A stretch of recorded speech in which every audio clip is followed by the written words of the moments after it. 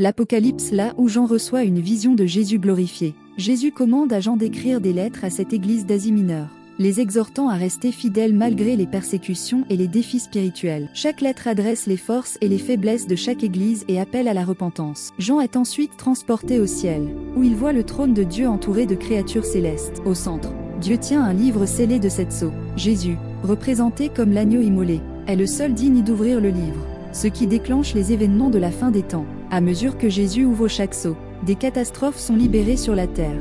Les 4 premiers sceaux libèrent les célèbres cavaliers de l'Apocalypse, symbolisant la conquête, la guerre, la famine et la mort.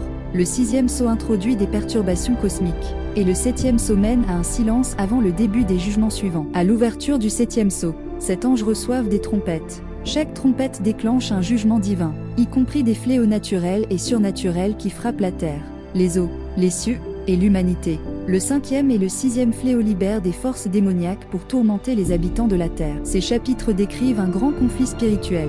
Une femme, représentant Israël ou l'Église, est persécutée par un dragon, symbolisant Satan. 2 bêtes apparaissent ensuite, l'une sort de la mer et l'autre de la terre, représentant respectivement des pouvoirs politiques et religieux alliés à Satan. Ces forces trompent et persécutent les croyants. Cet ange déverse des coupes de colère divine sur la terre. Ces jugements sont encore plus sévères que les précédents, entraînant des fléaux tels que des ulcères, la mort des créatures marines, et de grandes ténèbres. La 6e coupe prépare la bataille d'Armageddon, un conflit final entre les forces du bien et du mal. Babylone, symbole de l'immoralité et de la corruption mondiale, est décrite comme une prostituée. Elle est jugée et détruite par Dieu. Les chapitres culminent avec la célébration céleste de la chute de Babylone et le retour triomphant de Jésus, monté sur un cheval blanc, pour détruire les forces du mal à Armageddon. Après la défaite des forces du mal, Satan est enchaîné pour 1000 ans, durant lesquels Christ règne sur la terre. À la fin du millénium, Satan est relâché pour une dernière rébellion, mais il est rapidement vaincu et jeté dans l'étang de feu. Ensuite, tous les morts sont jugés devant le grand trône blanc de Dieu, et ceux dont les noms ne sont pas inscrits dans le livre de vie sont jetés dans l'étang de feu. Enfin, Jean voit un nouveau ciel et une nouvelle terre, où Dieu habite avec son peuple dans la nouvelle Jérusalem.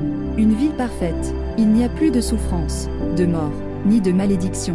Le livre se termine par une invitation à tous ceux qui ont soif de venir et de recevoir gratuitement l'eau de la vie, et par une promesse du retour imminent de Jésus. Ce résumé offre une vue d'ensemble du livre de l'Apocalypse, qui est à la fois un avertissement aux non-croyants et une source d'espoir pour les croyants en la victoire finale de Dieu sur le mal.